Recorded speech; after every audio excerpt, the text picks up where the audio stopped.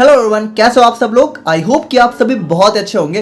तो आज की वीडियो में हम लोग बात करेंगे अपने रेस्पिरेटरी सिस्टम डिजीजेस के बारे में, जिसके अंदर मेनली हम लोग डिस्कस करेंगे अपने अस्थमा एंड सीओपीडी को। तो आज की वीडियो हमारी पैथोफिजियोलॉजी की यूनिट सेकंड का पार्ट 2 होने वाला है। इसके बाद हमारा एक पार्ट और बचता है और आप लोग की जो यूनिट नंबर 2 है वो पूरी तरीके से कंप्लीट हो जाएगी। तो आप लोग कॉपी और पेन लेके बैठ जाइए और हम लोग अपना आज का वीडियो स्टार्ट करते हैं। तो जैसा कि आज हम लोग बात करेंगे अपने रेस्पिरेटरी सिस्टम डिजीजेस के बारे में, तो सबसे पहले हम लोग यहाँ पे डिस्कस करेंगे अपने रेस्पिरेटरी सिस्टम का बेसिक इंट्रोडक्शन, क्योंकि किसी भी सिस्टम से रिलेटेड डिजीज के बारे में पढ़ने से पहले हमें सिस्टम की नॉलेज होना जरूरी है। तो एक बेसिक इंट्रोडक्शन हम लोग डिस्कस करेंगे, उसके बाद हम लोग बात करेंगे अस्थमा के बारे में एंड उसके बाद हम लोग बात करेंगे सीओपीडी के बारे में। तो वीडियो हमारे 3 पार्ट में होगी और तीनों पार्ट का टाइम आप लोग को वीडियो में देखने को मिल जाएगा। तो सबसे पहले यहाँ पे बात करें अपने रेस्पिरेटरी सिस्टम के बारे में, तो देखो यहाँ पे क्या होता है भाई। रेस्पिरेटरी सिस्टम हमारा सिंपली वो सिस्टम होता है जो कि हमारी बॉडी में रेस्पिरेशन की प्रोसेस को परफॉर्म करता है। अब ये रेस्पिरेशन क्या है भाई, तो जो भी आप लोग सांस लेते हो, ठीक है, उसी को रेस्पिरेशन बोलते हैं। यानी कि जो आप लोग यहाँ पे ऑक्सीजन को लेते हो, कार्बन डाइऑक्साइड को बाहर छोड़ते हो, ठीक है, ऑक्सीजन का इंटेक एंड CO2 का एक्सक्रीशन, तो वही सारी चीज़ें हमारी रेस्पिरेशन होती हैं। अब देखो यहाँ पे ना थोड़ा सा हम लोग जो है एक बेसिक इंट्रोडक्शन ही लेंगे इसका, और थोड़ा सा जो है अगर आप लोग के कॉन्सेप्ट थोड़ा सा अगर कुछ डिस्टर्ब होंगे तो उसको हम लोग सही करने की कोशिश करेंगे, ठीक है। तो यहाँ पे अगर हम लोग देखें तो supply of O2 and excretion of CO2 occurs through the process of respiration, ये हमें पता है। और जो भी सिस्टम हमारे इस प्रोसेस को परफॉर्म करता है उसी को रेस्पिरेटरी बोलते हैं। अब यहाँ पे देखो रेस्पिरेटरी सिस्टम के यहाँ पे 3 मेजर पार्ट होते हैं, ठीक है। पहला होता है एयरवे, यानी कि कह सकते हो कि एयरवे यानी जहाँ से हमारी एयर जाती है, ठीक है, एयरवे यानी एयर जाने का वे। तो यहाँ पे एयरवे हमारा क्या क्या होता है, जैसे हमारा नोज होता है, माउथ होता है, फारिंग्स, लारिंग्स, ट्रैकिया। अभी देखो ये कंफ्यूज हो रहे हो, मुझे पता है, ये हम लोग इस फिगर से भी समझ रहे हैं, ठीक है, बहुत अच्छा सा फिगर है, सब समझ जाओगे, कोई दिक्कत नहीं है। तो यहाँ पे देखो एयरवे का मतलब जहाँ से एयर जाती है, और फिर हमारा आ जाता है लंग्स, जो कि सबसे मेजर पार्ट होता है रेस्पिरेटरी सिस्टम का। अच्छा देखो यहाँ पे अगर आप लोगों से कोई पूछे कि रेस्पिरेटरी सिस्टम का मेजर ऑर्गन क्या होता है, यानी कौन सा वो ऑर्गन है जो सबसे ज़्यादा रेस्पिरेशन में इन्वॉल्व होता है, तो गलती से आप लोग यहाँ पे नोज मत बता देना, ठीक है, क्योंकि नोज सिर्फ एक एयरवे का पाथ होता है जहाँ से हम लोग एयर को इनटेक करते हैं। बाकी मेन जो रेस्पिरेशन की प्रोसेस है, ठीक है, यानी कि जो एक्सचेंज होता है ऑक्सीजन और CO2 का, वो हमारा लंग्स परफॉर्म करता है। तो लंग्स हमारी रेस्पिरेटरी सिस्टम की फंक्शनल यूनिट होती है। फंक्शनल यूनिट का मतलब कि जो मेन फंक्शन परफॉर्म करती है, ठीक है। और उसके बाद हमारी कुछ मसल्स आ जाती हैं, जिसमें हमारा डायफ्राम हो गया, इंटरकोस्टल मसल्स हो गए। तो यहाँ पे हम लोग थोड़ा सा इस फिगर से इस चीज़ को समझने की कोशिश करते हैं कि क्या क्या होता है, ठीक है। तो जैसे कि देखो यहाँ पे रेस्पिरेटरी सिस्टम में सबसे पहले आता है हमारा यहाँ पे नेजल कैविटी। तो देखो हम लोग यहाँ पे आप लोग को पता है कि सांस हम लोग नाक से भी ले सकते हैं और अपने मुंह से, माउथ से भी सांस ले सकते हैं, ठीक है। तो नोज और माउथ हमारा दोनों ही कह सकते हो रेस्पिरेटरी सिस्टम में इन्वॉल्व होता है।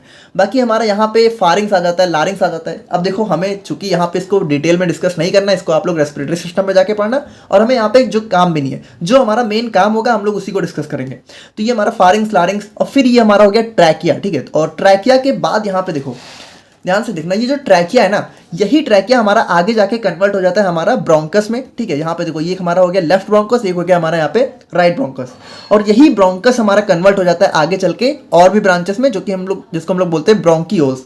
यानी देखो यहाँ पे इस चीज़ को बहुत ही सिंपली समझो, जैसे ये हो गया हमारा ट्रैकिया। अब ये ट्रैकिया अगर आगे जाके जब पार्ट्स में डिवाइड होता है, ठीक है, 2 पार्ट्स में, एक हमारा चला गया राइट में, एक हमारा चला गया लेफ्ट में, तो इसको हम लोग बोलते हैं क्या बोलते हैं, ब्रोंकस। और ये ब्रोंकस जब फर्दर सब डिवाइड हो जाता है तो इसको हम लोग बोलते हैं ब्रोंकियोल्स। यानी बहुत ही सिंपल है, जैसे ये हमारा हो गया ट्रैकिया, अब ये हमारा फर्दर 2 पार्ट में डिवाइड हुआ, तो ये हो गया ब्रोंकस, ये हो गया ब्रोंकस। अब ये ब्रोंकस और भी छोटे छोटे पार्ट्स में डिवाइड हो गए, तो इसको हम लोग बोल दिए ब्रोंकियोल्स, ठीक है। तो इतना क्लियर है। अब यहाँ पे इसके बाद हम लोग बात करें तो देखो ये जो हमारे ब्रोंकियोल्स हैं, तो इनके जो एंड पे जो आप लोग को सर्कुलर स्ट्रक्चर दिख रहा है, इसको हम लोग बोलते हैं एल्वियोली। और देखो ये हमारा यही होता है जो कि मेन हमारा कह सकते हो जो भी हमारा ऑक्सीजन और CO2 का जो एक्सचेंज है वो मेन हमारा यही परफॉर्म करता है। यानी देखो एक चीज़ आप लोग यहाँ पे सिंपली समझना बहुत इंपॉर्टेंट है कि देखो रेस्पिरेटरी सिस्टम के अंदर जो हमारा, ठीक है, हमारा जो मेन कह सकते हो फंक्शनल ऑर्गन होता है वो होता है हमारा लंग्स, ठीक है। यानी लंग्स ही हमारा कह सकते हो CO2 और O2 का एक्सचेंज परफॉर्म करता है। और लंग्स के अंदर भी ये काम करता कौन है, यानी लंग्स की कह सकते हो फंक्शनल यूनिट कौन सी होती है, तो लंग्स की फंक्शनल यूनिट होती है एल्वियोली, ठीक है। यानी ये जो एल्वियोली आप लोग को दिख रहे हैं, तो इनका स्ट्रक्चर आप लोग को दिख रहा होगा जूम में, तो ये हमारे कुछ इस तरीके से होते हैं, और यही हमारे क्या करते हैं, यही हमारे जो है, ठीक है, कुछ इस तरीके से आप लोग को जो है स्ट्रक्चर देखने को मिलता है। और यही हमारे क्या करते हैं, हमारे जो है कह सकते हो O2 को जो है हमारी बॉडी में भेजते हैं और CO2 को हमारी बॉडी से लेके बाहर भेजते हैं, ठीक है। तो अभी ये कैसे करते हैं तो वो सारी चीज़ें भी हम लोग थोड़ा सा देखेंगे।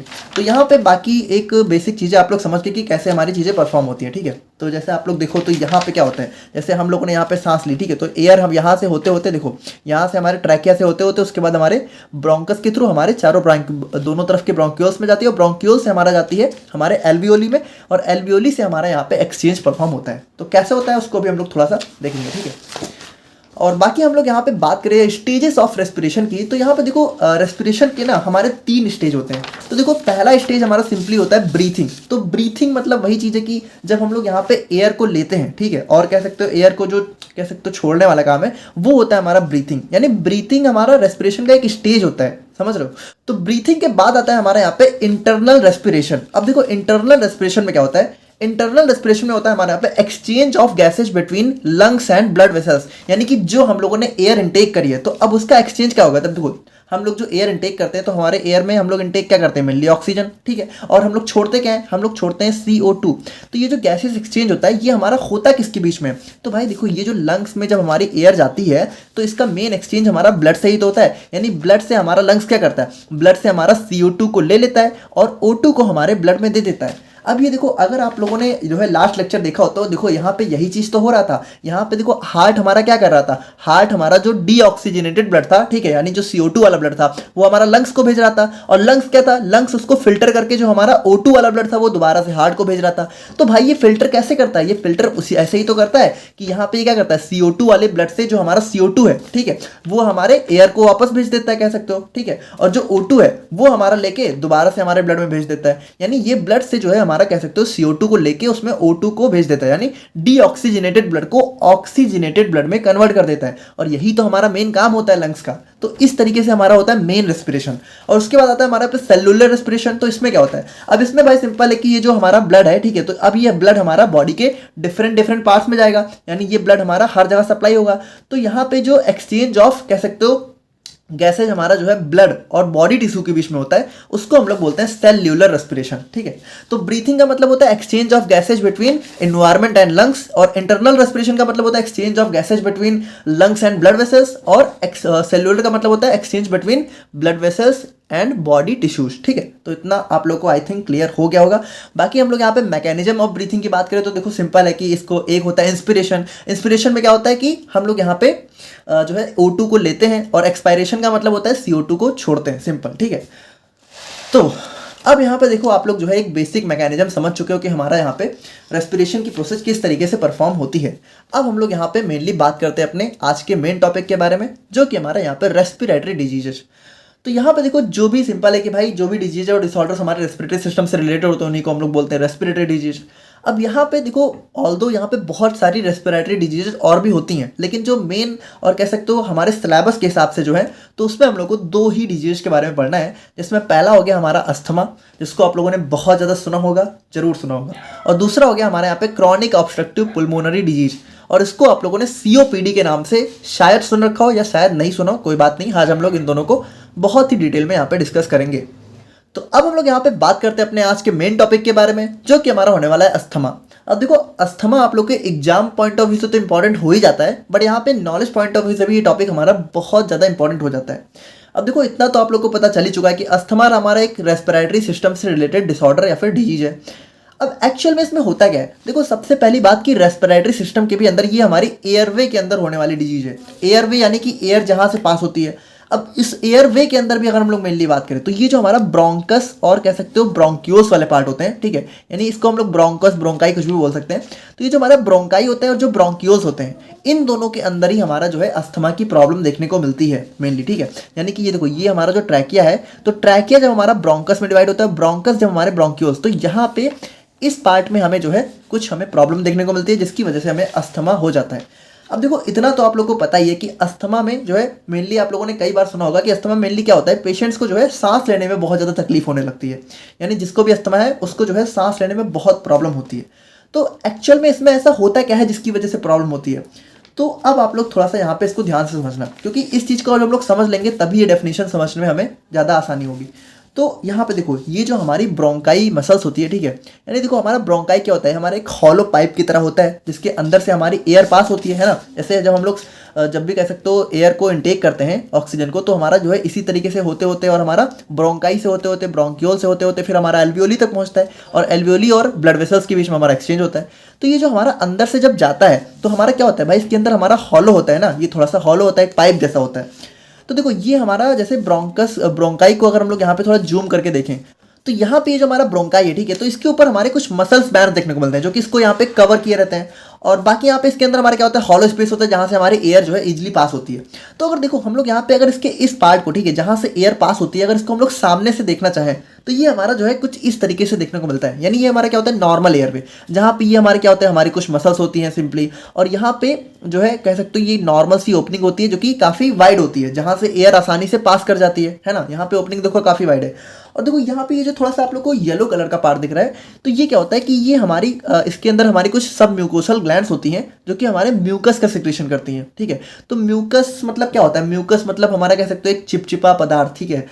म्यूकस जैसे कि जब भी आप लोग को सर्दी वगैरह हो जाती है तो जो आप लोग जो है अपनी नोज से जो बाहर करते हो उसी को म्यूकस बोलते हैं, ठीक है। स्पुटम बोल सकते हो, बलगम वगैरह, थोड़ा उस तरीके से आप लोग रिलेट कर सकते हो। तो म्यूकस का सिक्रेशन हमारी जो है कह सकते हो हमारे एयरवे के अंदर म्यूकस का सिक्रेशन होता रहता है। लेकिन ये म्यूकस क्या होता है, बहुत ही मतलब एक लिमिटेड अमाउंट में सिक्रेट होता है, जो कि ज़्यादा नहीं होता है, जिसकी वजह से हमारा एक स्पेस बना रहता है आराम से। तो ये होता है हमारा एक नॉर्मल एयरवे, जहाँ पे मसल्स भी हमारी एक नॉर्मल साइज में होती हैं और स्पेस काफ़ी ज़्यादा है। देखो यहाँ पे स्पेस देखो, इसी से तो एयर पास हो रही है, तो स्पेस काफ़ी अच्छा रहता है। लेकिन जब यहाँ पे हमारा अस्थमा हो जाता है तो होता क्या है, यहाँ पे ध्यान से देखना, ये जो हमारी मसल्स हैं, ठीक है, तो ये मसल्स क्या होती है, सबसे पहले तो हमारी इन मसल्स में हो जाता है इन्फ्लामेशन। तो इन्फ्लामेशन की वजह से भाई क्या होता है, ये जो मसल्स हैं इनके अंदर सूजन आ जाती है, ठीक है, और इनके अंदर क्या होता है, मसल्स हमारी थिक हो जाती हैं। तो यहाँ पे देखो पहली बात, ये मसल्स का साइज बढ़ा। अब ये जब मसल्स थिक हो गई तो पहली बात तो इस मसल्स के थिक होने से तो हमारा जो है कह सकते हो स्पेस नैरो हो ही गया। लेकिन अब एक्चुअल में होता क्या है, देखो यहाँ पे अगर आप लोग देखो तो सबसे पहली बात कि स्पेस हमारा कितना कम हो गया। यानी पहले देखो यहाँ पे कितना अच्छा खासा स्पेस था एयर को पास होने के लिए, और चूंकि यहाँ पे मसल्स क्या हो गई, इन्फ्लामेशन हो गया इनके अंदर, तो मसल्स हमारी कह सकते हो थिक हो गई, जिसकी वजह से स्पेस हमारा काफ़ी कम हो गया। लेकिन यहाँ पे देखो एक चीज़ आप लोग समझना, ये स्पेस हमारा कम तो होता है लेकिन इतना कम नहीं होता कि एयर हमारी बिल्कुल पास ही ना कर सके।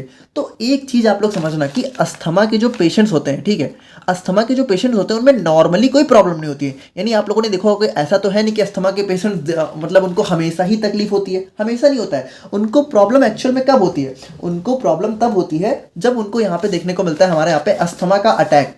अब यहाँ पे देखो जब अस्थमा का अटैक आता है तो मेनली होता क्या है, देखो अस्थमा की वजह से एक चीज़ तो समझो कि उनकी वॉल तो पहले से ही ठीक हो चुकी है, लेकिन फिर भी यहाँ पे इतना स्पेस रहता है कि एयर जो है पास हो जाती है। यानी नॉर्मली अस्थमा के पेशेंट्स को दिक्कत प्रॉब्लम नहीं होती है, लेकिन जब उनको अस्थमा का अटैक आता है तो होता क्या है, ये जो हमारा म्यूकस है ना, तो ये म्यूकस का सिक्रीशन हमारा बहुत ज़्यादा बढ़ जाता है। अब ये म्यूकस का सिक्रीशन हमारा इतना ज़्यादा बढ़ जाता है, ठीक है, कि हमारा अंदर जो है म्यूकस बहुत ज़्यादा सिक्रीट होने लग गया, जिसकी वजह से ये जो स्पेस थोड़ा बहुत जो बचा भी हुआ था, ये भी कह सकते हो बिल्कुल हमारा लगभग बहुत बंद सही हो जाता है। यानी अब स्पेस हमारा इतना कम बचता है, जिसकी वजह से क्या होता है कि जो पर्सन है वो यहाँ पे एयर को इनहेल ही नहीं कर पाता है, यानी एयर को कह सकते हो ले ही नहीं पाता है, ठीक है, जिसकी वजह से क्या होता है उसको सांस लेने में बहुत ज़्यादा तकलीफ होने लग जाती है। तो देखो एक चीज़ हम लोग समझ चुके हैं कि अस्थमा के अंदर मेनली क्या होता है, मेनली हमारी मसल्स के अंदर इन्फ्लेमेशन हो जाता है, म्यूकस का सिक्रेशन बढ़ जाता है, और एक चीज़ और होती है, जब अस्थमा का अटैक आता है तो ये जो हमारे मसल्स बैंड्स होते हैं ये हमारे बहुत ज़्यादा टाइट हो जाते हैं, ठीक है, यानी ये भी जो है मतलब कॉन्ट्रैक्ट करने लगते हैं, जिसकी वजह से क्या होता है हमारे जो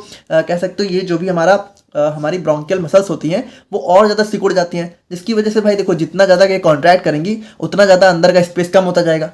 मेन एक चीज़ समझो कि हमारा अंदर का स्पेस ही यहाँ पे कम होना सबसे मेजर चीज़ होती है। अब वो किस किस वजह से होती है, तो मेनली 3 वजह से होती है। पहला, या तो हमारे मसल्स बैंड्स टाइट हो जाते हैं, दूसरा या तो हमारी जो है हमारी मसल्स की वॉल है वो हमारी ठीक हो जाती है, और तीसरा हमारा जो म्यूकस प्रोडक्शन है वो वहाँ पर बढ़ जाता है। तो ये तीनों चीज़ें ही मेनली हमें अस्थमा में देखने को मिलती है। अब हमें क्या पढ़ना है कि ये तीनों चीज़ें आखिर एक्चुअल में होती कैसे हैं, ठीक है, हमें इसी चीज़ के बारे में पढ़ना है। तो अब हम लोग यहाँ पे अगर डेफिनेशन को थोड़ा सा देखें तो अस्थमा इज अ क्रॉनिक, देखो एक चीज़ समझो, अस्थमा हमारा एक क्रॉनिक डिसऑर्डर होता है। क्रॉनिक का मतलब होता है कि जो काफ़ी लॉन्ग टाइम तक रहता है। वैसे जनरली क्या होता है कि अगर एक बार किसी को अस्थमा हो जाता है तो अस्थमा का कोई परमानेंट ट्रीटमेंट होता ही नहीं है, मतलब इसको सिर्फ मैनेज ही किया जाता है। आप लोगों ने देखा होगा कि जो भी अस्थमा के पेशेंट्स होते हैं उनको यहाँ पे एक इन्हेलर वगैरह दिया जाता है, ठीक है, अस्थमा पंप होते हैं। तो भाई क्या होता है कि इसको आप लोग मैनेज ही कर सकते हो, इसको यहाँ पे पूरी तरीके से ख़त्म करना अभी तक तो कोई ऐसी दवा इन्वेंट नहीं हुई है जो इसको पूरी तरीके से ख़त्म कर पाए, ठीक है। और बाकी यहाँ पे क्या होता है इन्फ्लामेटरी, तो यहाँ पे कुछ हमें इन्फ्लामेशन देखने को मिलता है जिसकी वजह से क्या होता है वॉल थिक हो जाती है। अब कैसे होता है वही चीज़ हमें पढ़नी है, ठीक है। और बाकी एक रिवर्सिबल, अच्छा देखो रिवर्सिबल इसको किस कॉन्टेक्स्ट में बोला गया, एक चीज़ समझो, रिवर्सिबल इसको इस कॉन्टेक्स्ट में बोला गया है कि जब भी अस्थमा का अटैक आता है तो जैसे ही जो हमारा पेशेंट होता है वो अस्थमा पंप से इन्हेलर को दवा को इन्हेल करता है, ठीक है, वैसे ही उसकी प्रॉब्लम ठीक हो जाती है। यानी अस्थमा कह सकते हो एक ऐसी प्रॉब्लम तो है जिससे प्रॉब्लम होती है लेकिन इसको मैनेज किया जा सकता है, इसीलिए इसको यहाँ पे रिवर्सिबल बोला जाता है कि जब भी अस्थमा अटैक आता है तो पेशेंट क्या होता है तुरंत जैसे इनहेल करता है वैसे उसको मतलब थोड़ा सा नॉर्मल हो जाता है, क्योंकि वो क्या करता है जो भी अस्थमा पंप होता है वो म्यूकस का सिक्रीशन जो है नॉर्मल वे में ले आता है और थोड़े बहुत जो इन्फ्लेमेशन होती है उसको भी कम कर देता है, जिसकी वजह से दोबारा से स्पेस हो जाता है, ठीक है। In which a person airway become inflame, जहाँ पे जो भी पर्सन का एयरवे मेनली हमारा जो भी ब्रोंकाई होता है और ब्रोंकियोल्स होते हैं वो क्या होते हैं इन्फ्लाम्ड, मतलब इन्फ्लेम मतलब वही कि इनके अंदर इन्फ्लामेशन हो जाता है। नैरो मतलब क्या, नैरो मतलब ये बहुत ज़्यादा पतले हो जाते हैं, सिकुड़ जाते हैं। एंड स्वेल, और इनके अंदर क्या हो जाता है स्वेलिंग यानी सूजन हो जाती है, ठीक है। एंड प्रोड्यूस एक्स्ट्रा म्यूकस, जिसकी वजह से एक्स्ट्रा म्यूकस, देखो यही चीज़ है ना, म्यूकस का सिक्रेशन जो है बहुत बढ़ जाता है, which makes it difficult to breathe, जिसकी वजह से क्या होता है ब्रीथिंग करने में, सांस लेने में बहुत ज़्यादा तकलीफ होने लग जाती है। बाकी हम लोग बात करें तो asthma is a long term condition that requires on going treatment. देखो यही चीज़ सबसे इंपॉर्टेंट है कि अस्थमा हमारा एक क्रॉनिक डिसऑर्डर है जो कि हमारा जो है require on going treatment, on going management, ठीक है, यानी जिसके लिए हमें जो है कह सकते हो लाइफ टाइम अगर किसी को हो गया तो उसको जो है ट्रीटमेंट लेना पड़ता है। अच्छा यहाँ पे देखो कुछ केसेज ऐसे भी होते हैं जहाँ पे अस्थमा एक मतलब एक सर्टेन एज के बाद क्या होता है कि अब नॉर्मल हो जाता है, फिर सही हो जाता है। तो देखो वो चीज़ें ना डिपेंड करती हैं कि जेनेटिक्स में होता है कि कुछ बच्चे ऐसे होते हैं, मेनली क्या होता है कि हमारा जो है कह सकते हो कि यंग एज में बहुत ज़्यादा डेवलप हो जाता है, ठीक है। तो अगर जेनेटिकली हो जाता है सही तो हो जाता है, वरना नॉर्मली जो है एक बार किसी को अस्थमा हो गया तो उसको लाइफ टाइम इसको मैनेज करना ही पड़ता है। बाकी it affects the respiratory system particularly the Airways in the lungs, वही चीज़ है ना कि हमारा मेनली कहाँ होता है रेस्पिरेटरी सिस्टम में, और उसके अंदर भी कहाँ एयरवे, और एयरवे के अंदर भी कहाँ हमारा ब्रोंकाई और ब्रोंकियोल्स के अंदर, ठीक है। तो ये चीज़ आप लोग इसको ध्यान से समझना। बाकी यहाँ पे अगर हम लोग देखें तो यहाँ पे देखो ये हमारा क्या है इस चीज़ यहाँ पे एयरवे को अगर आप लोग ध्यान से देखो तो दिखाया गया है कि नॉर्मल एयरवे में क्या होता है हमारा जो है एयर के लिए पास होने के लिए काफ़ी अच्छा खासा स्पेस होता है। अस्थमैटिक एयरवे में क्या होता है कि एयरवे हमारे जो है कह सकते हो मसल्स हमारी काफ़ी थिक हो जाती है लेकिन फिर भी इतना स्पेस होता है कि सांस ले सकता है। लेकिन जब भी अस्थमैटिक अटैक आता है तो यहाँ पे क्या होता है ये जो म्यूकस है ना, यहाँ पे देखो जो ग्रे कलर से इसको आप लोग म्यूकस समझो, तो म्यूकस बहुत बढ़ जाता है जिसकी वजह से जो स्पेस है बहुत कम हो जाता है, जिसकी वजह से सांस लेने में प्रॉब्लम होने लग जाती है। बाकी हम लोग यहाँ पे बात करें जो है अस्थमा के एटियोलॉजी यानी कि कौन कौन से ऐसे रीजन है जिसकी वजह से ये डिजीज हो जाती है।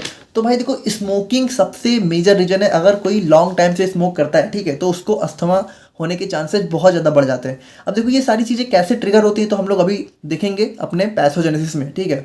बाकी कोल्ड एंड ड्राई एयर, अगर बहुत ज़्यादा कोल्ड या ड्राई एयर लेनी पड़ रही है तो उससे भी हमारे लंग्स को डैमेज होता है, ठीक है, जो हमारे ब्रोंकाई ब्रोंकियस हैं वो सारे डैमेज होते हैं। बाकी एयर पॉल्यूटेंट्स यानी कि एयर में अगर कोई कह सकते हो कि ऐसा कोई पार्टिकल है जो कि हमारे लिए हार्मफुल है, जो कि पॉल्यूशंस होते हैं, ठीक है, तो वो भी हमारा हार्म कर सकते हैं। बाकी कुछ हमारे फूड केमिकल्स भी हैं जो कि इसको ट्रिगर कर सकते हैं, और कुछ हमारी ऐसी मेडिकेशंस जैसे कि एस्पिरिन आप लोगों ने डिस्प्रिन के फॉर्म में देखी होगी, डिस्प्रिन आप लोगों ने बहुत ज़्यादा सुना होगा। तो डिस्प्रिन भी हमारे अगर अस्थमा पेशेंट है तो उसके लिए यहाँ पे काफ़ी हार्मफुल हो जाता है। और फैमिली हिस्ट्री बहुत ज़्यादा डिपेंड करती है कि जेनेटिकली किसी को अगर आपके मतलब फादर वगैरह को रहा हो, ठीक है, या फिर मदर वगैरह को। और ओबेसिटी तो यहाँ पे ये भी हमारा अस्थमा में एक बहुत ज़्यादा मेजर रोल प्ले करती है, ठीक है। और कुछ हमारे लंग इन्फेक्शंस भी होते हैं जो कि अस्थमा को ट्रिगर करते हैं। तो देखो ये सारे हमारे कुछ कह सकते हो कॉजेज होते हैं जिसकी वजह से अस्थमा हो सकता है। बाकी देखो एक चीज़ है कि आज भी जो है अस्थमा का कोई एग्जैक्ट कॉज या फिर कह सकते हो एग्जैक्ट मैकेनिज्म हमारे मेडिकल साइंस को पता नहीं चल पाई है। मतलब ये सारे कुछ हमारे रीजन्स हो तो सकते हैं लेकिन एक्चुअल में क्या रीजन होता है जब भी अस्थमा हो जाता है इसको बता पाना पूरी तरीके से पॉसिबल आज के दिन में भी नहीं है। तो इस चीज़ को भी आप लोग यहाँ पे थोड़ा सा माइंड में रखना। बाकी हम लोग बात करें अपने टाइप्स ऑफ अस्थमा की, तो अस्थमा को हम लोग यहाँ पे 4 मेजर कैटेगरी में डिवाइड कर सकते हैं। पहला हो गया एक्सट्रिंसिक, फिर इंट्रिंसिक और ड्रग इंड्यूस्ड और ऑक्यूपेशनल। तो इसको हम लोग थोड़ा सा समझते हैं। सबसे पहले आता है हमारे यहाँ पे एक्सट्रिंसिक अस्थमा। तो एक्सट्रिंसिक को हम लोग यहाँ पे एटॉपिक या फिर एलर्जिक अस्थमा से भी नाम से भी जानते हैं। और यहाँ पे देखो ये क्या होता है कि मेनली यहाँ पे ये एलर्जेंस की वजह से होता है, यानी कि बाहर से हमारा कुछ ऐसे सब्सटेंस या फिर कुछ ऐसी चीज़ें होती हैं जो कि हमारे एयरवे को डैमेज कर देती हैं और उसकी वजह से हमें देखने को मिलता है, यानी कि बाहर से एलर्जेंस की वजह से देखने को मिलता है, ठीक है। और बाकी यहाँ पे बात करें तो it is most common type of asthma, यानी कि जनरली क्या होता है कि एक्सटेंसिक अस्थमा ही जो है लोगों में देखने को मिलता है और it usually begins in childhood और इन अर्ली एडल्ट लाइफ, यानी कि ये जनरली हमारा यंग एज में देखने को मिलता है। और फिर आता है हमारे यहाँ पे इंट्रिंसिक, तो इसको हम लोग यहाँ पे नॉन एटॉपिक या फिर नॉन एलर्जिक अस्थमा के नाम से जानते हैं। और यहाँ पे ये जो है क्या होता है कि ये हमारा किसी बाहरी एलर्जन से नहीं होता है, ये बल्कि हमारा लंग्स में ही कुछ ऐसे इन्फेक्शन हो जाते हैं जिसकी वजह से ये टाइप का अस्थमा देखने को मिल जाता है। और it mostly develops in adult life, यानी कि ये थोड़ा सा लेटर ऑन एडल्ट एज में देखने को मिलता है, ठीक है।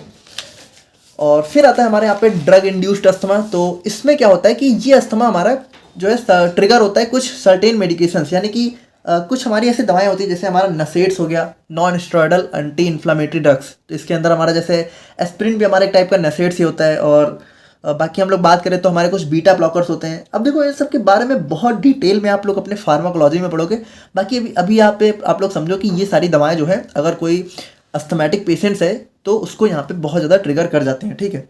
और उसके बाद हमारा आ जाता है ऑक्यूपेशनल अस्थमा, तो इसमें क्या होता है कि मतलब अगर मान लो कोई पेशेंट है या फिर कोई भी पर्सन है वो ऐसी जगह पे काम कर रहा है जहाँ पे कह सकते हो जो भी हमारा एटमॉस्फेयर बहुत ज़्यादा पॉल्यूशन में है, ठीक है, पॉल्यूशन बहुत ज़्यादा है वहाँ पे, तो वहाँ पे भी क्या होता है कि हमारे कुछ सब्सटेंस है जैसे कि मान लो किसी केमिकल फैक्ट्री में काम कर रहा है या फिर कोई ऐसी जगह जहाँ पे डस्ट वगैरह बहुत ज़्यादा है, हार्मफुल गैसेज हैं, तो वो सारी चीज़ें अगर मतलब अस्थमा को ट्रिगर करती हैं तो हमारा ऑक्यूपेशनल अस्थमा हो जाता है। देखो ऑक्यूपेशन मतलब जहाँ पे कह सकते हो जहाँ पे काम व्यवसाय है ना, ये चीज़ है कि mainly caused by exposure to specific substance in work place, यानी कि जहाँ पे पर्सन या फिर कह सकते हो पेशेंट काम करता है वहाँ पे कुछ ऐसी चीज़ें अगर ट्रिगर करती हैं तो उसको हम लोग बोलते हैं ऑक्यूपेशनल अस्थमा।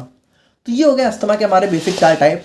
अब हम लोग मेनली आते हैं अस्थमा के अपने पैथोजेनेसिस पे, यानी कि ये अस्थमा हमारा किस तरीके से देखने को मिलता है उसकी बात हम लोग करते हैं। अब देखो यहाँ पे एक चीज़ आप लोग समझो कि अस्थमा की पैथोजेनेसिस को समझने से पहले आप लोग को कुछ चीज़ों की बेसिक अंडरस्टैंडिंग समझना बहुत ज़रूरी है।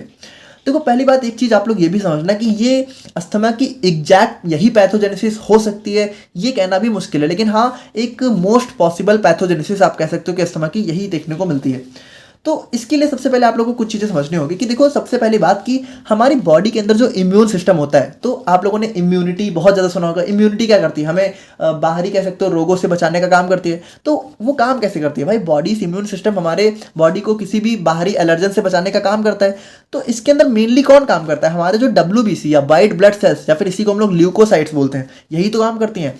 तो अब यहाँ पे एक चीज़ समझना कि WBC हमारी मेनली जो है कुछ इस टाइप की देखने को मिलती है, ठीक है, 5 टाइप की। इसमें पहला हो गया न्यूट्रोफिल्स, इयोसिनोफिल्स, फिर हो गया बेसोफिल्स, या फिर इसी बेसोफिल्स क्या होता है कि जब हमारा टिश्यू में जाता है तो मास्ट सेल्स में देखने को मिल जाता है। अब देखो यहाँ पे इसमें थोड़ा सा भी कह सकते हो कि कंट्रोवर्शियल टॉपिक है कि बेसोफिल्स ही मास्ट सेल होती हैं, तो इतना हमें डीप में नहीं जाना, बाकी आप लोग समझो कि एक बेसोफिल्स होती है या फिर कह सकते हो मास्ट सेल होती हैं, ठीक है। और उसके बाद हमारी लिम्फोसाइट्स होती हैं, तो इसके अंदर भी 2 टाइप होता है, T लिम्फोसाइट्स, B लिम्फोसाइट्स। देखो अभी बस आप लोग नाम जान लो क्योंकि ये सभी चीज़ें अभी देखने को मिलेंगी, तो आप लोग ये मत कंफ्यूज होना कि ये है क्या, ये हमारी WBC है, ठीक है, एक चीज़ समझना। और फिर हो गया हमारा मोनोसाइट्स या फिर मैक्रोफेजेस। तो यहाँ पे देखो एक चीज़ समझो, मैक्रोफेजेस, ठीक है, मास्ट सेल, और यहाँ पे T लिम्फोसाइट्स और B लिम्फोसाइट्स, ठीक है, और इयोसिनोफिल्स, ये सारे हमारे क्या WBCs हैं, अभी यही देखने को मिलेंगे आपको। और यहाँ पे देखो ये क्या होता है, ये सारी चीज़ें ही क्या करती है, plays vital role in inflammation, और इन्फ्लामेशन में इन्हीं का बहुत ज़्यादा रोल होता है। अगर आप लोगों ने इन्फ्लामेशन पढ़ा है तो आप लोग को पता होगा। देखो एक चीज़ समझो, इन्फ्लामेशन अगर आप लोगों ने नहीं पढ़ा है तो प्लीज़ आप लोग उसको ज़रूर पढ़ लो, क्योंकि जितनी भी बीमारियां हैं उनमें इन्फ्लामेशन बहुत ज़्यादा मेजर रोल प्ले करता है। तो इन्फ्लामेशन के बारे में पढ़ना आप लोग को बहुत ज़रूरी है। अब देखो यहाँ पे एक छोटा सा टॉपिक आप लोग और समझो, उसके बाद हम लोग यहाँ पे चलते हैं अपने पैथोजेनेसिस के ऊपर। तो यहाँ पे एक छोटा सा टॉपिक हमारा साइटोकाइंस। तो ये साइटोकाइंस क्या होते हैं, तो साइटोकाइंस हमारा क्या होता है, type of chemical messenger produced by various type of immune cells like T cells. T cells का मतलब क्या हो गया, T लिम्फोसाइट्स, B सेल्स मतलब B लिम्फोसाइट्स, मैक्रोफेजेस, तो ये हमारी मैक्रोफेजेस हो गई। अच्छा, मैक्रोफेजेस क्या होता है, जो हमारी मोनोसाइट्स होती हैं, यही हमारी जो है टिश्यू में जाके माइक्रोफेजेस में कन्वर्ट हो जाती हैं, ठीक है। ब्लड स्ट्रीम में रहती हैं तो मोनोसाइट्स होती हैं और टिश्यू में माइक्रोफेजेस में कन्वर्ट हो जाती हैं। और हमारी मास्ट सेल्स, ठीक है, तो ये हमारी मास्ट सेल हो गई। तो इन सभी के द्वारा हमारा एक टाइप का कह सकते हो केमिकल मैसेंजर प्रोड्यूस किया जाता है, जिसको हम लोग बोलते हैं साइटोकाइंस। अच्छा, अब ये साइटोकाइंस भी बहुत अलग अलग टाइप के होते हैं, जिनमें से एक होता है हमारे यहाँ पे इंटरल्यूकिन्स, ये हमारा एक टाइप होता है। तो इंटरल्यूकिन्स के अंदर भी बहुत सारे टाइप होते हैं, जैसे IL-3, IL-4, ठीक है, इंटरल्यूकिन 3, इंटरल्यूकिन 4, इंटरल्यूकिन 5। तो एक चीज आप लोग समझ गए ना कि इंटरल्यूकिन हमारा क्या है, एक टाइप का, मतलब ये IL-3, IL-4 ये हमारे क्या इंटरल्यूकिन्स है, और ये हमारा क्या है साइटोकाइंस है। साइटोकाइंस हमारा क्या है, एक टाइप का केमिकल मैसेंजर है जो कि हमारी WBC जनरेट करती हैं। इतना क्लियर है? ओके, अब हम लोग चलते हैं अपने अस्थमा की पैथोजेनेसिस के ऊपर। तो यहाँ पे सबसे पहले एक चीज़ समझो कि मान लो हमारा कोई भी एलर्जन या फिर कोई एंटीजन हमारी बॉडी के अंदर एंटर किया, यानी बाहर से, हम लोग इसी मैकेनिज्म को फॉलो करते हुए चलेंगे कि हमारी बॉडी में बाहर से कुछ भी ऐसा फॉरेन सब्सटेंस आया जो कि हमारी बॉडी के लिए हार्मफुल था। तो यहाँ पे क्या हुआ, जैसे ही ये बॉडी में एंटर हुआ तो जो हमारी माइक्रोफेजेस थी, ठीक है, कह सकते हो ये हमारे लंग्स के रास्ते से होके आ रहा था, ठीक है, मतलब हमारे एयरवे के रास्ते से। तो एयरवे के अंदर जो हमारी माइक्रोफेजेस थी, माइक्रोफेजेस क्या थी, हमारी एक टाइप की WBC, ठीक है, इन्होंने क्या किया, इस एंटीजन को इंगल्फ कर लिया। इंगल्फ करने का मतलब होता है हमारे यहाँ पे निगल लेना, यानी कि जैसे ही कोई एंटीजन हमारी बॉडी के अंदर एंटर हुआ तो ये जो हमारी मैक्रोफेजेस थी जो कि हमारी WBC थी, इन्होंने इस एंटीजन को निगल लिया, ठीक है। और उसके बाद इन जो भी कह सकते हो एंटीजन एलर्जन था, इसको यहाँ पे इन्होंने ब्रेक कर दिया, यानी कह सकते हो किल कर दिया। यानी यहाँ पे हमारी मैक्रोफेजेस ने ही क्या किया, पहले स्टेप में ही हमारी इस जो भी एंटीजन थे उसको किल करके और उसके बाद उनको कई पार्ट्स में ब्रेक करके हमारे अपने सरफेस के ऊपर कह सकते हो एक्सपोज कर दिया। एक्सपोज करने का मतलब होता है कि सरफेस के ऊपर ला दिया ताकि हमारी बॉडी कह सकते हो इसको देख सके, ऐसे समझो, ठीक है। तो यहाँ पे हुआ क्या कि जैसे इंगल्फमेंट करके जब हम इसने यहाँ पे ब्रेक कर दिया तो इस प्रोसेस को हम लोग बोलते हैं फैगोसाइटोसिस। फैगोसाइटोसिस का मतलब कह सकते हो इसने एलर्जन को बेसिकली सिंपली किल कर दिया और कई पार्ट्स में ब्रेक कर दिया। अच्छा, अब यहाँ पे हुआ क्या, देखो एक चीज़ समझो, हमारी बॉडी का इम्यून सिस्टम कैसे काम करता है। आप लोगों ने अगर कभी थोड़ा सुना हो कि जैसे हमारी बॉडी में जब भी कोई नया फॉरेन पार्टिकल एंटर होता है तो पहले हमारी बॉडी की सेल्स उसको पहचानती हैं, ठीक है, उसके बाद उसको किल कर देती हैं, और उसके बाद अगर वो दोबारा एंटर करता है तो फिर उसको वहाँ पे तुरंत वहीं पे मार देती हैं। यानी कि उसको एक बार हमारी बॉडी के अंदर कोई नया पार्टिकल एंटर हुआ तो उसको हमारी बॉडी पहचानने का काम करती है, और पहचान के उसके प्रति हमारी क्या कह सकते हो, हमारी एक टाइप की एंटीबॉडी डेवलप कर देती है, ठीक है। तो जो कि और अगली बार क्या होता है, अगली बार जब भी हमारा कोई एलर्जन आता है तो इसी एंटीबॉडी से लड़के वो हमारा तुरंत वहीं पे खत्म हो जाता है। तो देखो ये पहली बार हमारी बॉडी में एक चीज़ समझना कि जब फेस 1 कह सकते हो पहली बार, ठीक है, जब पहली बार फर्स्ट टाइम कोई एलर्जन हमारी बॉडी में एंटर हुआ तो उसको हमारी मैक्रोफेजेस ने इंगल्फ करके उसको कह सकते हो किल कर दिया और उसको यहाँ पे सरफेस में एक्सपोज किया। अब हमें ये देखना है कि बॉडी हमारी इसको कैसे पहचान के कैसे एंटीबॉडी डेवलप करेगी। तो कैसे करेगी, ध्यान से देखना। यहाँ पे मैक्रोफेजेस ने जैसे इसको सरफेस पे एक्सपोज किया तो जो हमारी बॉडी में टी लिम्फोसाइट्स थी, ठीक है, यहाँ पे देखो लिम्फोसाइट्स हमारे क्या है, WBC ये तो ये जो हमारी टी लिम्फोसाइट्स थी या फिर इनको हम लोग टी हेल्पर सेल्स भी बोलते हैं, ठीक है, ये इसको एक टाइप होता है बेसिकली। तो इन्होंने क्या किया, इस कह सकते हो ये जो भी हमारा कह सकते हो एंटीजन जो भी हमारा किल करके ब्रेक हुआ था, इसको यहाँ पे इन्होंने कह सकते हो देखा और पहचान लिया, और इसके बाद क्या किया, इन्होंने यहाँ पे इसको पहचान के ऐसे समझो एक कहानी के टाइप में समझो, ठीक है, बिल्कुल एग्जैक्टली ऐसा नहीं होता है बट आप लोग के समझने के लिए कि इन्होंने इसको देखा, इसको पहचाना, और इसको पहचान के इन्होंने क्या किया, कुछ साइटोकाइंस रिलीज कर दिए। अब साइटोकाइंस हमारा क्या था, एक टाइप का केमिकल मैसेंजर था, और साइटोकाइंस में हमारे कौन कौन से, IL-4, IL-5 और IL-13, यानी इंटरल्यूकिन 4, इंटरल्यूकिन 5 और इंटरल्यूकिन 13 को रिलीज किया। अब इस इंटरल्यूकिन्स ने क्या किया, देखो ये जो इंटरल्यूकिन 4 था, सबसे पहले हम लोग इसको देखते हैं, यही सबसे मेन है। इसने यहाँ पे क्या किया, हमारे प्लाज्मा बी सेल्स को एक्टिवेट कर दिया। अब ये प्लाज्मा बी सेल्स क्या होती हैं, प्लाज्मा बी सेल्स मतलब कह सकते हो बी लिम्फोसाइट्स, ठीक है। तो यहाँ पे इन्होंने क्या किया, हमारे जो है एंटीबॉडी का प्रोडक्शन स्टार्ट कर दिया, ठीक है। अब यहाँ पे देखो एक चीज़ समझो, ये जो एंटीबॉडी थी तो एंटीबॉडी को हम लोग यहाँ पे देखो, एंटीबॉडी को हम लोग यहाँ पे एक और नाम से जानते हैं, जिसको हम लोग बोलते हैं इम्यूनोग्लोबिन्स, ठीक है। अब देखो हम लोग यहाँ पे बहुत डिटेल में नहीं जाएंगे बट आप लोग सिंपली समझो, और इसको हम लोग शॉर्ट फॉर्म में IG बोल देते हैं। तो यहाँ पे अब ये इम्यूनोग्लोबिन्स भी कई टाइप के होते हैं, तो जिनमें से एक टाइप होता है हमारे यहाँ पे IgE एंटीबॉडी। तो यहाँ पे इन्होंने जो है IgE एंटीबॉडी का प्रोडक्शन चालू कर दिया। अच्छा, जैसे जैसे यहाँ पे इन्होंने प्रोडक्शन चालू किया तो हुआ क्या, प्रोडक्शन होने के बाद ये जो हमारी IgE एंटीबॉडी थी ये हमारे जाके बाइंड हो गई हमारे मास्ट सेल्स से, ठीक है। तो एक चीज़ आप लोग समझना है, यहाँ पे फेस 1 में हुआ क्या, हमारी बॉडी में कोई एलर्जन या फिर कोई एंटीजन इंटर हुआ, उसको हमारे मैक्रोफेजेस ने किल कर दिया। किल करने के बाद क्या हुआ, टी लिम्फोसाइट्स ने इन एलर्जन्स को पहचान लिया, पहचान के इन्होंने कुछ मैसेंजर्स रिलीज किए, मैसेंजर्स ने क्या किया, हमारा एंटीबॉडी का प्रोडक्शन कर दिया, ऐसे समझो, ठीक है। और एंटीबॉडी हमारी क्या हो गई, मास्ट सेल पे जाके बाइंड हो गई। तो एक चीज़ समझो कि अभी तक यहाँ पे कुछ मेजर इफेक्ट नहीं हुआ है, यानी कि जो हमारा एलर्जन जब पहली बार एंटर करता है तो हमारी बॉडी में कुछ मेजर इफेक्ट नहीं होता है। अब यही एलर्जन जब सेकंड टाइम एंटर होगा तब देखना क्या होगा, अभी हम लोग उसको देखेंगे। बाकी यहाँ पे कुछ और भी इंटरल्यूकिन्स रिलीज हुए थे तो उनका भी वर्क देखते हैं। तो देखो इंटरल्यूकिन 4 ने क्या किया समझ गए। अब ये जो हमारा इंटरल्यूकिन 5 था इसने क्या किया, अगर इसको हम लोग देखें तो इसने यहाँ पे एक्टिवेट किया हमारी यूसिनोफिल्स को, और ये भी हमारे क्या टाइप की हमारी WBCs है। और इन यूसिनोफिल्स ने क्या किया, हमारे कुछ और केमिकल कह सकते हो मैसेंजर्स या फिर कह सकते हो हमारे इन्फ्लामेटरी मेडिएटर्स बोलते हैं इनको रिलीज किया, जिसमें हमारा था ल्यूकोट्राइन और प्रोटीएज। और इन्होंने क्या किया, अल्टीमेटली हमारे सेल को डैमेज करना स्टार्ट कर दिया। और ये सब कहाँ हो रहा है, ये सारी चीजें हमारी यहाँ पे ब्रोंकस में देखने को मिल रही है। यानी यहाँ पे देखो थोड़ा थोड़ा कह सकते हो हमारा इवेंट स्टार्ट हो गया है। और उसके बाद इंटरल्यूकिन 13 ने क्या किया, इसने यहाँ पे हमारे म्यूकस प्रोडक्शन को इंक्रीज करने का काम कर दिया। यानी जब पहली बार हमारा एंटीजन एलर्जन एंटर हुआ तो इसने हमारी क्या कह सकते हो, अल्टीमेटली इसने मेनली हमारी एंटीबॉडी को डेवलप किया, जो कि हमारी मास सेल में जाके बाइंड हो गई। और बाकी हमारा थोड़ा कह सकते हो यूसिनोफिल्स को एक्टिवेट किया और हमारे म्यूकस प्रोडक्शन को इंक्रीज किया। तो ये हमारा जब पहली बार एंटर हुआ तब हुआ। अब जब यही एलर्जन हमारा अब सेकंड टाइम एंटर होगा तब क्या होगा, अब यहाँ पे ध्यान से देखना। अब यही एंटीजन या एलर्जन जब हमारा सेकंड टाइम एंटर होगा तो अब ये हमारा मैक्रोफेजेस द्वारा इनगल्फ नहीं किया जाएगा, बल्कि डायरेक्टली जो हमारी मास सेल थी जिनके ऊपर हमारी एंटीबॉडी जाके डेवलप हो चुकी थी, तो यहाँ पे होगा क्या, ये एंटीजन डायरेक्टली हमारा जाके बाइंड करेगा हमारा एंटीबॉडी से, ठीक है, सेकंड टाइम में। और जैसे ही हमारा एंटीजन एंटीबॉडी का कॉम्प्लेक्स बनेगा वैसे ही होगा क्या, ये जो हमारी मास सेल है ना, अब एक चीज़ समझना, ये जो मास सेल है इसके अंदर हमारे होते हैं कुछ केमिकल मैसेंजर्स, ठीक है, या फिर इसी को हम लोग बोलते हैं इन्फ्लामेटरी मेडिएटर्स। अब देखो ये सारी चीज़ें आपको तब पता होंगी जब आप लोगों ने इन्फ्लामेशन पढ़ा होगा, बट नहीं पढ़ा है तो भी समझो इन्फ्लामेटरी मेडिएटर्स क्या होते हैं। देखो इसको नाम ही इन्फ्लामेटरी यानी इन्फ्लामेशन फैलाने वाले, और मेडिएटर्स यानी कि फैलाने वाले, ठीक है, यानी ये इन्फ्लामेशन को कॉज करने वाले कह सकते हो कुछ सब्सटेंस होते हैं। तो ये होते कहाँ हैं, ये होते हैं हमारे मास्ट सेल के अंदर, लेकिन अंदर पैक होते हैं। जब तक पैक है तब तक कोई प्रॉब्लम नहीं है, लेकिन जैसे ही होता क्या है, ये एंटीजन और एंटीबॉडी का कॉम्प्लेक्स बनता है तो इसकी वजह से होता क्या है, ये जो मास्ट सेल है ना, ये हमारी कह सकते हो रप्चर हो जाती है, फट जाती है, या फिर कह सकते हो इसका डीग्रैनुलेशन हो जाता है, जिसकी वजह से ये जो अंदर हमारे इन्फ्लामेटरी मेडिएटर्स थे ये हमारे हो जाते हैं रिलीज। और जैसे ये रिलीज होते हैं, भाई इनका काम ही है इन्फ्लामेटरी को मेडिएशन करना, ठीक है, तो ये क्या करते हैं, ये हमारे इन्फ्लामेशन को कॉज करने का काम करने लगते हैं। और ये हमारे इन्फ्लामेटरी मेडिएटर्स मेनली कौन कौन से होते हैं, तो हिस्टामीन होता है, प्रोस्टाग्लैंडिन होता है, ल्यूकोट्राइन होता है। अब हो सकता है इन सब का नाम आप लोगों ने सुना हो ना सुना हो, कोई बात नहीं, इतना समझो ये हमारे क्या करते हैं, यही सब हमारे इन्फ्लामेशन को कॉज करते हैं। तो ये था हमारा मेन इवेंट, ठीक है।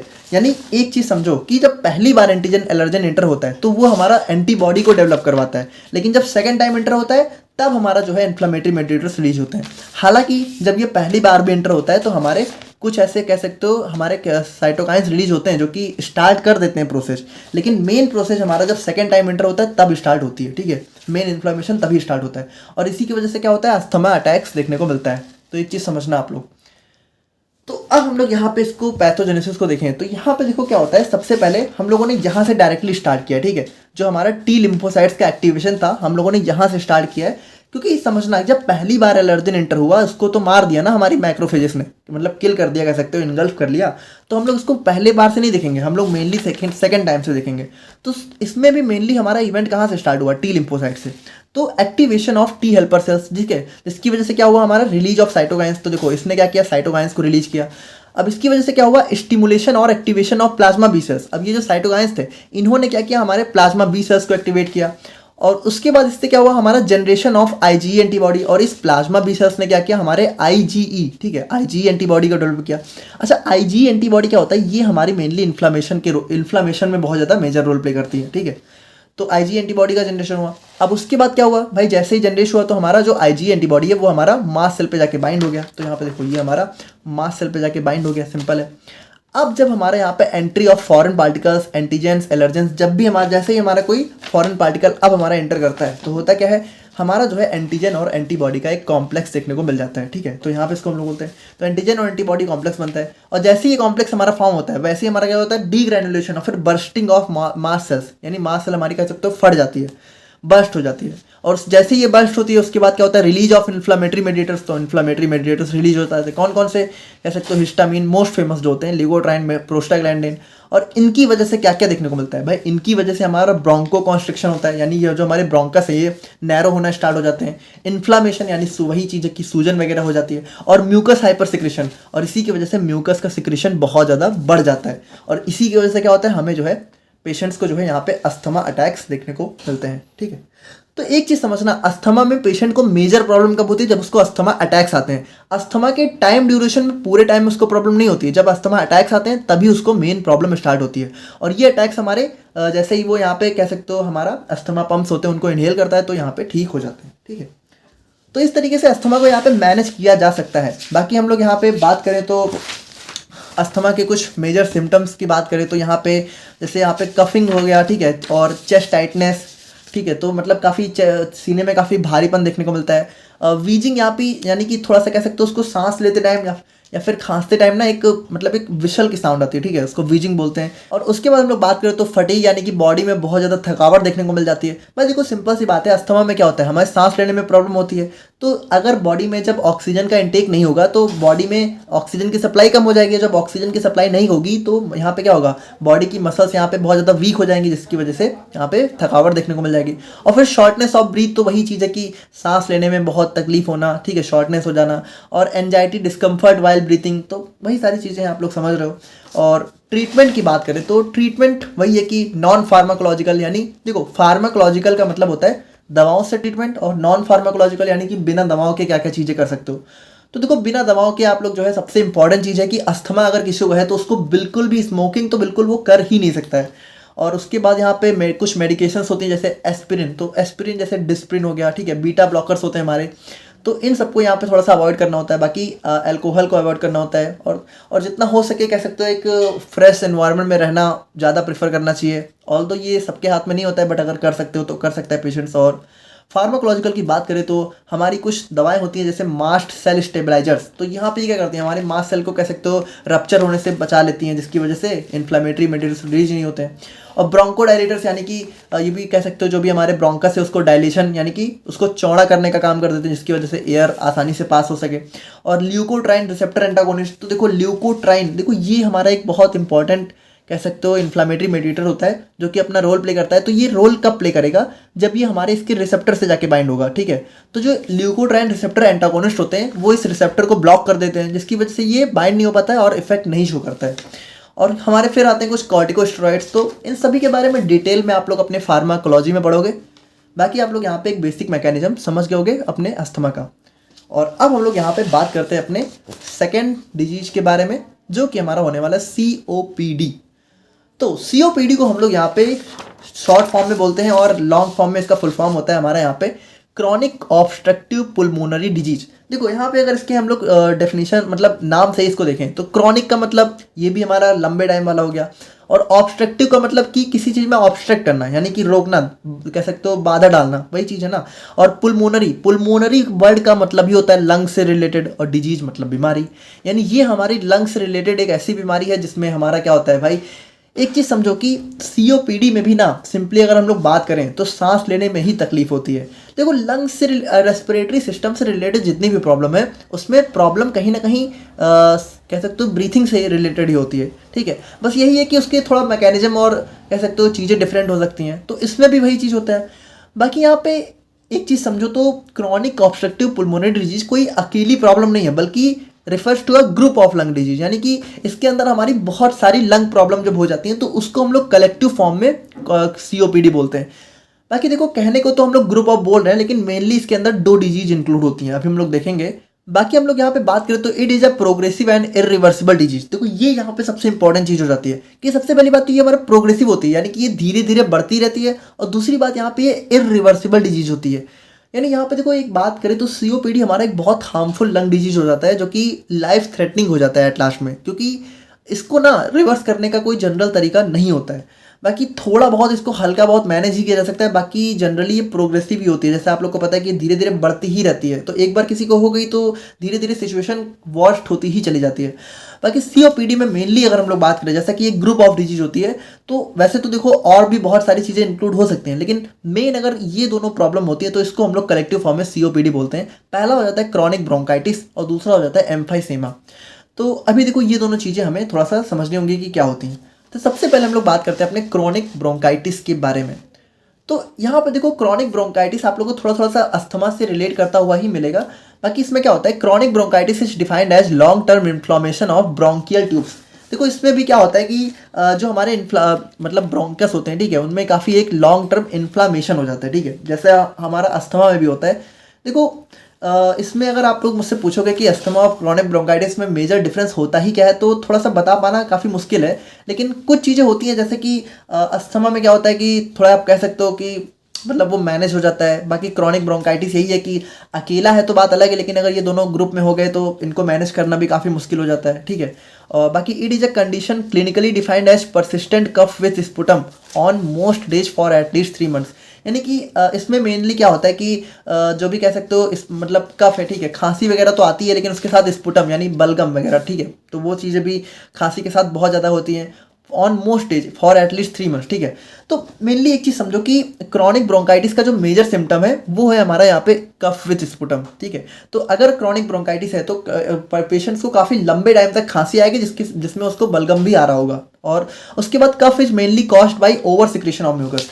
देखो क्रॉनिक ब्रोंकाइटिस में मेनली क्या होता है, इसमें हमारे म्यूकस का सिक्रेशन बहुत ज़्यादा बढ़ जाता है। यानी मेनली अगर हम लोग इसको डिफाइन करना चाहें तो म्यूकस का ओवर सिक्रेशन ही हमारा क्रॉनिक ब्रोंकाइटिस का मेजर रीजन होता है। बाकी यहाँ पे बात करें तो people with bronchitis breathe less air and oxygen into the lungs. तो वही चीज़ है कि जहाँ क्रॉनिक ब्रोंकाइटिस में क्या होता है कि पेशेंट्स को जो है सांस लेने में बहुत ज़्यादा तकलीफ हो जाती है, और स्मोकिंग इज द मोस्ट। और बाकी यहाँ पे देखो क्रॉनिक ब्रोंकाइटिस को स्मोकिंग बहुत ज़्यादा ट्रिगर करता है। तो स्मोकिंग मतलब एक चीज़ समझो कि अगर किसी को भी रेस्पिरेटरी सिस्टम से रिलेटेड कोई भी डिजीज़ है तो स्मोकिंग तो उसके लिए बहुत ज़्यादा हार्मफुल हो जाती है। पहली बात अगर है तब तो हो ही जाती है, और बाकी इसकी वजह से होने के चांसेस भी बहुत ज़्यादा बढ़ जाते हैं अगर नहीं भी है। देखो एक चीज़ समझो कि स्मोकिंग वगैरह इंस्टेंटली इफेक्ट नहीं दिखाती है, लेकिन लॉन्ग टर्म में ये आपके जो भी कह सकते हो रेस्पिरेटरी ट्रैक्ट को बहुत ज़्यादा हार्म करती ही जाती है, जिसके बाद आप लोग को ये सारी प्रॉब्लम्स देखने को मिल जाती हैं। तो वही चीज़ है ना कि देखो यार जो हार्मफुल है वो तुरंत नहीं दिखता है, लेकिन एट लास्ट में जाके वो सारी चीज़ें कलेक्टिवली बहुत ज़्यादा हार्म करती हैं, ठीक है। बाकी एम्फाइसीमा की बात करें तो एम्फाइसीमा क्या होता है, emphysema is a long term progressive lung disease where the air sacs यानी एल्वियोली की बात हो रही है in the lungs becomes damaged and leading to difficulty in breathing. देखो एक चीज़ समझना, यहाँ पे क्रॉनिक ब्रोंकाइटिस क्या थी, हमारे कह सकते हो ब्रोंकस की प्रॉब्लम थी, और ये जो एम्फाइसेमा है ये हमारे यहाँ पे एल्वियोली की प्रॉब्लम होती है। एल्वियोली को हम लोग यहाँ पे एयर सैक्स भी बोलते हैं। यानी इसी के थ्रू क्या होता है भाई, देखो इसी के थ्रू तो हमारा ब्लड से ऑक्सीजन और CO2 का एक्सचेंज होता है। यानी ये हमारे ब्लड को O2 देती है और CO2 ले लेती है। तो इसकी वजह से क्या होता है, ये जब डैमेज हो जाती है तो मतलब इनका भी क्या होता है कि इनकी वॉल्स डैमेज हो जाती हैं, ठीक है।